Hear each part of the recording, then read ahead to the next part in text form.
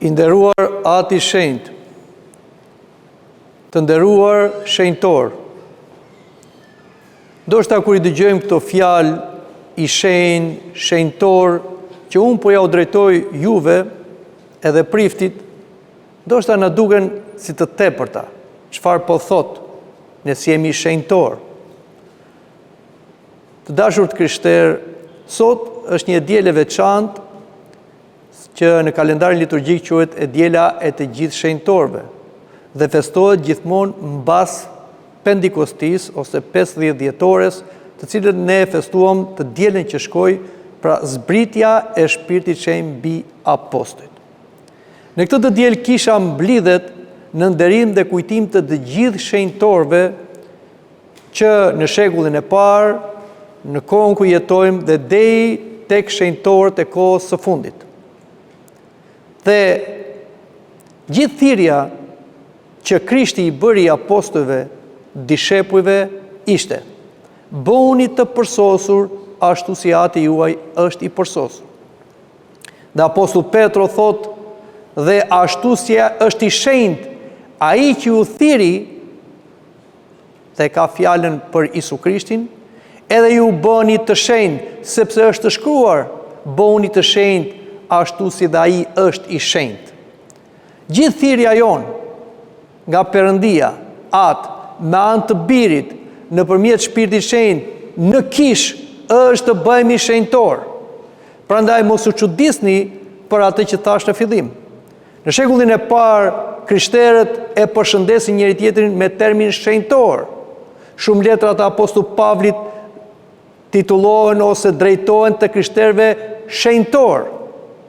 Më vonë, ky term u përdor për ata të krishterë të cilët spikatën jetën e tyre në dashuri për Zotin, në dashuri për të afërmin dhe patën një fund të krishterë dhe veçanërisht një fund martirik. Shenjtorët e parë ishin shenjtorët martirë. Dhe I pari ndër martirëve është Shën Stefani, I cili, siç dim, u vra me gur.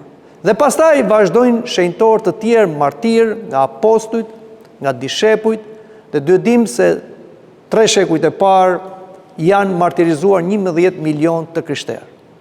Por jo të gjithë të krishterët martirë ishin të njëjtur. Disa ju dije jeta, të tjerëve jo. Disa ishin martirizuar në vende publike, disa në vende të fsheta. Atëherë kisha për të nderuar të gjithë shenjtorët martirë, vendosin një ditë këtë të diel pra mbas Pendikostis, që të kujtoj të gjithë shenjtorët martirë në të gjithë vendin ku ishte shtrirë kisha. Më vonë, në këtë ditë të gjithë shenjtorëve martirë u renditën dhe shenjtorë të tjerë, të cilët u shenjtëruar në forma të ndryshme. Mbas martirëve kemi shenjtorët oshënar, të cilët u shenjtëruan me martirizimin e ndërgjegjes, pra duke bërë një jetë asketike. Pastaj kemi shenjtorët hierark, mësuesit e kishës. Pastaj kemi shenjtorët anargjënd, të cilët shërbyen tek populli I Perëndis, të njerëzit falas. Pastaj kemi të drejtët, mbretërit e shenjtë. Dhe kështu kemi atë që quhet reja e shenjtorëve. Dhe në këtë ditë ne kujtojmë të gjithë shenjtorët, të cilët u shenjtëruan nga Perëndia. Po jo vetëm nga Perëndia, por shenjtërua dhe me përpjekjen e tyre. Sepse vërtet, Perëndia e ka bërë të gjithë punën që njeriu s'mund ta bëjë për shpëtimin dhe shenjtërimin, por dhe njeriu duhet I përgjigjet dëshirës së Perëndis që njeriu të shenjtërohet. Dhe kjo quhet sinergji ose bashkëpunim me hirën e Perëndis. Të dashur të krishterë, edhe ne që jemi sot këtu në këtë kishë dhe në çdo kishë dhe në çdo vend, jemi thirrur për të bërë shenjtor. Mos u çuditni që fytyrat tona duhet të jenë ikona një ditë ku ne të largohemi nga kjo jetë. Ashtu siç janë ikona fytyrat e të tillë shenjtorëve, burra, grave, fëmijëve të ri, të rritur, të cilët kanë jetuar në kohë të ndryshme dhe u shenjtëruan dhe sot janë bashkë me Zotin. Por jo vetëm ata, por dhe neve jemi thirrur për shenjtërim. Në qoftë se ne nuk e përmbushim shenjtërimin e jetën tonë, ne nuk mund të shpëtojmë, mund të them që rrezikojmë shpëtimin tonë, sepse asgjë që nuk është e shenjtë nuk do hyjë në mbretërinë e Perëndis. Prandaj, ti je i krishter, nuk do të thotë ti je një njeri që ke një traditë, feston disa festa, ke disa zakone, ose ke një emër. Jo, ti jesh i krishter, je thirrur për të bërë shenjtor. Dhe kur themi për të bërë shenjtor, ndoshta neve na vjen një ide mallështore për veten. Na duket vetja se neve tani jemi njerëz të veçantë, njerëz me karizma të veçanta, që njerëzit duhet na shikojnë nga poshtë, ne duhet të shikojmë ata nga lart. Dhe kështu mbushemi me një egoizëm dhe me një fodullëk. Prandaj dhe Zoti nuk na i tregon hirin e tij që vepron tek neve, se jemi egoist dhe fodull. Dhe kërkon që të kemi një mendje të përulur. Por çdo të thotë ti je shenjtor. Do të thotë të jesh një njeri që i ndahesh mëkatit. Fjala shenjtë do të thotë pa mëkat. I vetmi që është i shenjtë është Perëndia. Pse themi një është shenjtë, një është Zot, Isu Krishti, për lavdit Perëndis, Atit, amin. Shenjtë Perëndi, shenjtë i fuqishëm, shenjtë i pavdekshëm, mëshirona. Vetëm Perëndia triadik dhe Zoti unë Jezu Krisht është i shenjtë në kuptimin e plotë të fjalës. Por ne bëhemi shenjtor kur bashkohemi me Krishtin, jo vetëm me anë të besimit, por me anë të mistereve të kishës, siç është misteri i pagëzimit, misteri i mirosjes, misteri i pendim rrëfimi, misteri i kungatës, që janë mistere të detyrueshme për të shenjtëruar. Dhe kështu, dal nga dal, neve i bashkojmë i Zotit dhe i largohemi botës. I largohemi mëkatit dhe i bashkojmë i virtutit. Dhe kështu shenjtërohemi, pra bëhemi të ngjashëm me Zotin. Dhe pastaj kalon në hynizim, që bëhesh si Zoti. Ky është një proces që nuk është që ndodh për një ditë, ose për një periudhë shkurtër, ndodh për një periudhë të gjatë, ndoshta gjatë gjithë jetës sonë, dhe vazhdon edhe në përjetësi.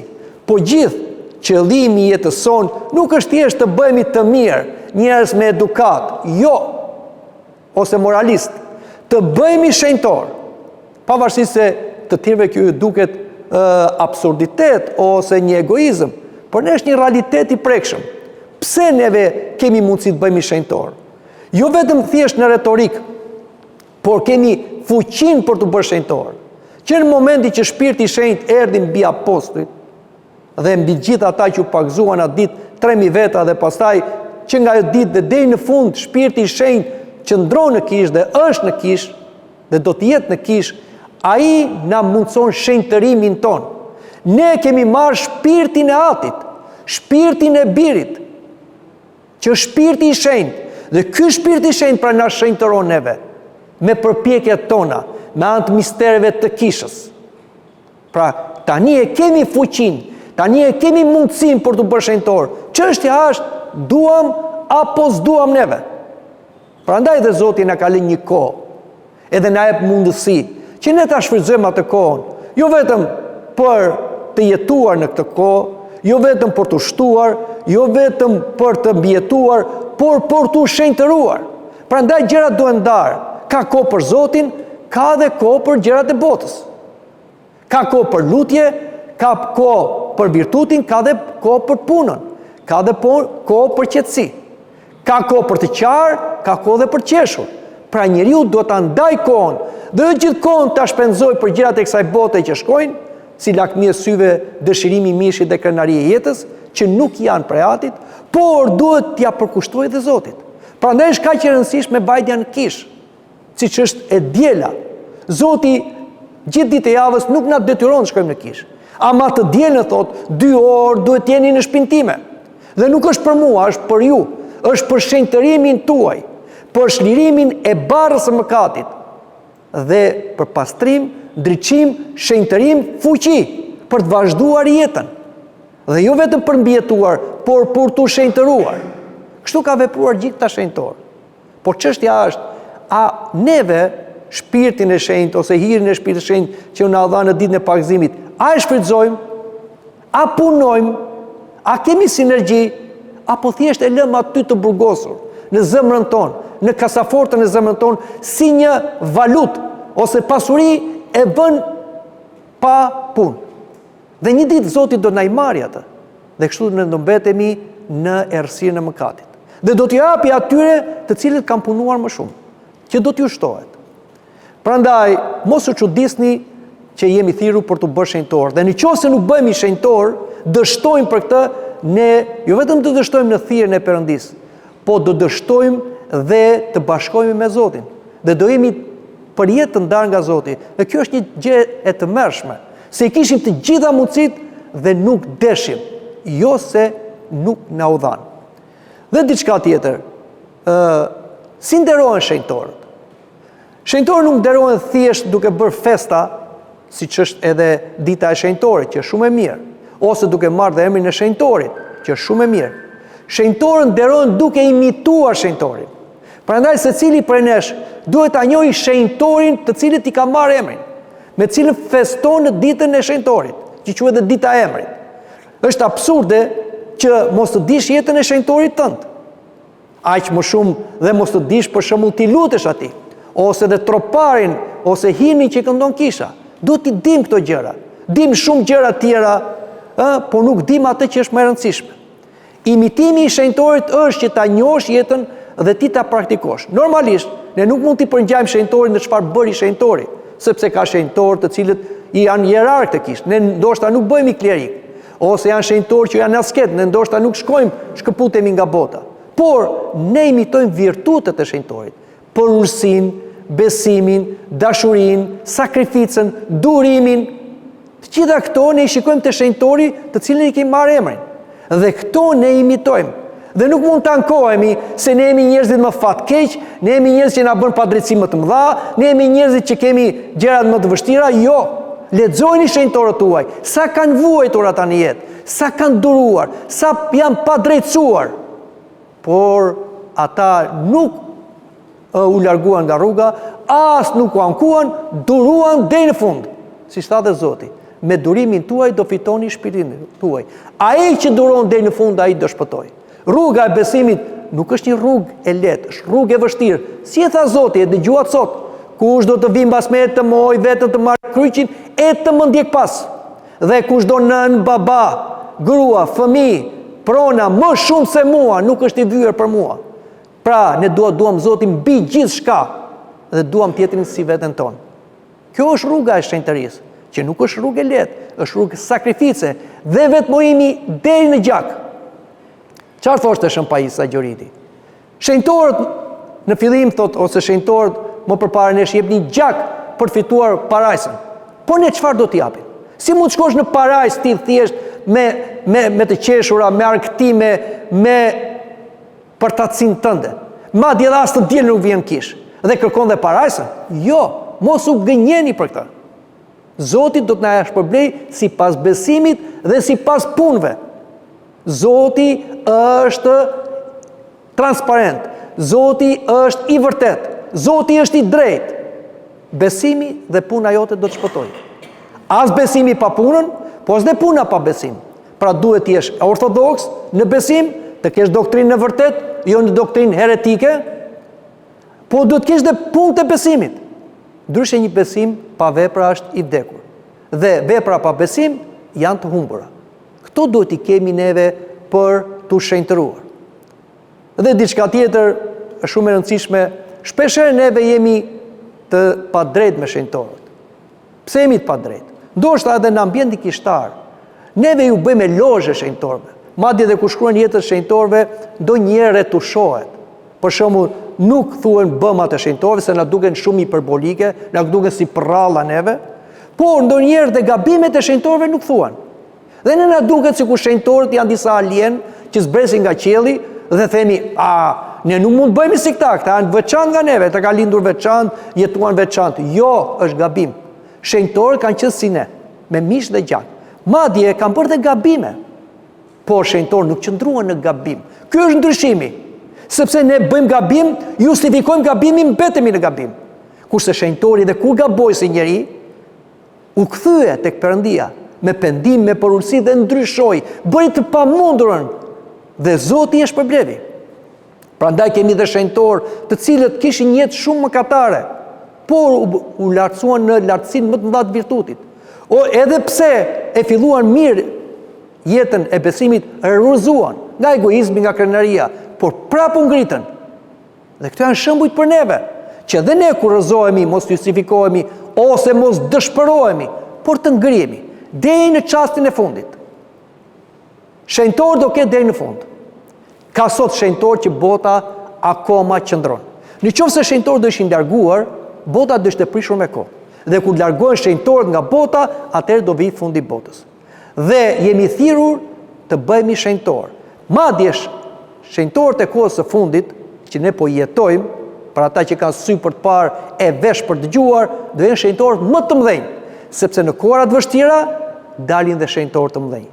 Dhe e mbyll të me një ngjarje që është një traditë e kishës, që i ndodhi apostullit Pavlit, i cili fluturoi në qiellin e tretë. Në qiellin e tretë apostulli Pavli pa gjëra të cilat goja e njeriu nuk mund t'i thotë dot, nuk mund t'i shpreh dot. Dhe pasi pa vende të ndryshme të parajsës dhe shenjtorë që ishin atje të ndryshëm, sipas kategorive, sipas lavdis, pa një vend të parajsës më i bukur, më i lavdëruar, më i ndritshëm, po që ishte bosh. Atëherë apostulli Pavli i thot Zotit Krisht: "Pse këtu nuk e futur shenjtor?" Dhe Zoti përgjigjet: "Akoma nuk ka ardhur koha për të hyrë këtu shenjtorët që i takon këtij vendi." Po pse i thot apostulli Pavli ti ke shenjtor shumë të mëdhenj, martir, dëshmor, oshënar gjithë? Jo, sepse ky vend është ruajtur për shenjtorët e kohës së fundit, e kohës së Antikrishtit. Sepse Zoti i thot apostulli Pavli: "Juve, edhe pse kaluat vështirësi në këtë jetë, prap kishit një vend ku të ngushëllohen, ku të diskutonit, ku të mbështeteshin. Kurse shenjtorët e kohës së Antikrishtit do jenë shenjtorë që do jenë të vetëm, sepse do tradhohen dhe nga familjarët e tyre. Dhe gjithë bota do jetë kundër tyre, prandaj këta do jenë shenjtorët më të mëdhenj." Jemi në kohërat e fundit, në kohërat e frymës së Antikrishtit, por që pritet të shfaqet Antikrishti. Gjithë ngjarjet gjeopolitike që po ndodhin edhe në këto ditë janë të profetizuara në shkrimin e shenjtë. Janë këmbana, po afrohet ora e fundit. Dhe kjo do thotë që neve duhet i afrohemi Zotit. Mos u bëni si struci, që fusni kokën në rër dhe thos asgjë s'ka për ndodhur.